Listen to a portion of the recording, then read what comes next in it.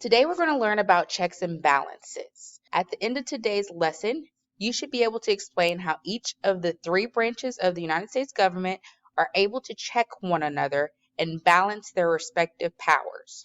When the legislative and executive powers are united in the same person or in the same body of magistrates, there can be no liberty.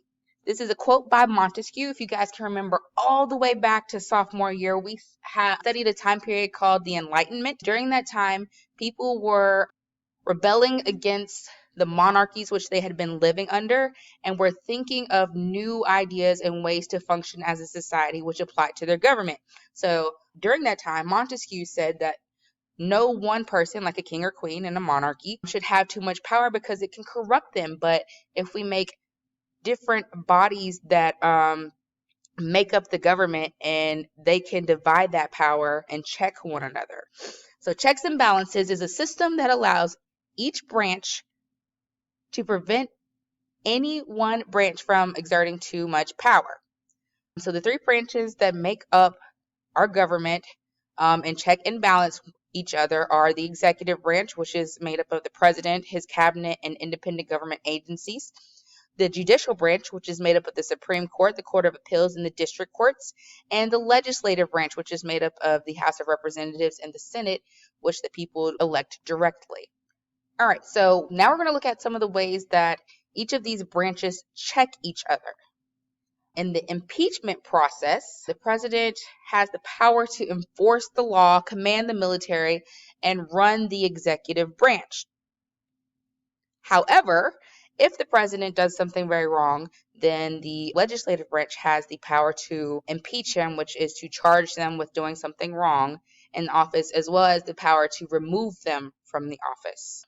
Another check is the confirmation of treaties and appointments. So the executive branch, which is again the president, has the power to sign treaties and appoint federal judges. So that would be like the judges in the appeals court and Supreme Court judges and ambassadors and department heads. So he has the power to do all of that.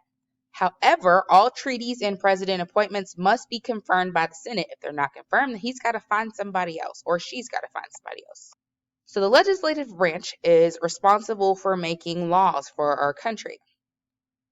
However, if the president doesn't like the law, he does have the power to veto it, which is to say, no, we're not going to do this, and just scrap it. Even if a president vetoes a law, the Congress can override a veto with a 2/3 vote of both houses, which is very hard to do, and this rarely ever happens. So again, the Congress makes laws, but the judicial branch also has a check on Congress. They can declare laws unconstitutional, making them null and void.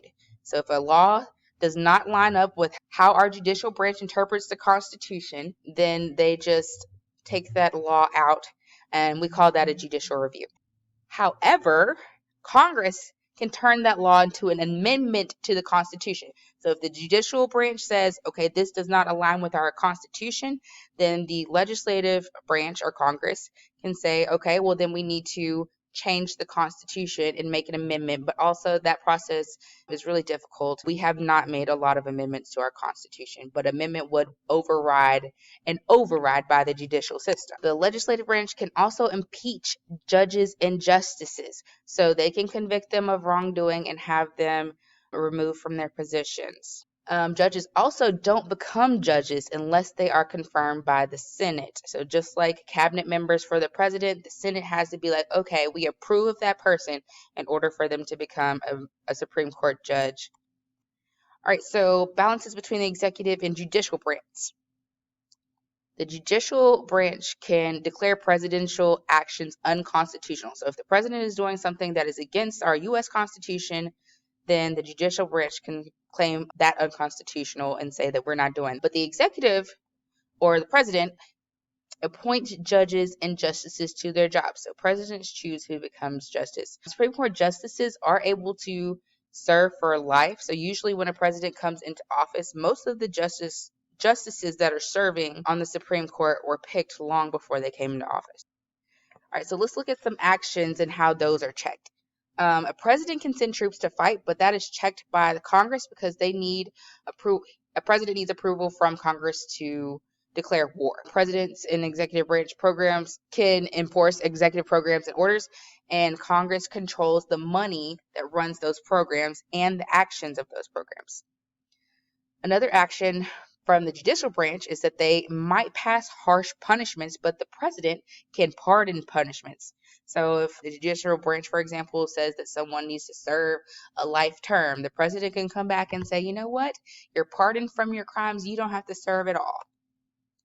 And the biggest check of all is the people. And this is because we vote. If a president or congressmen are doing things that we don't agree with, then we just vote for someone else.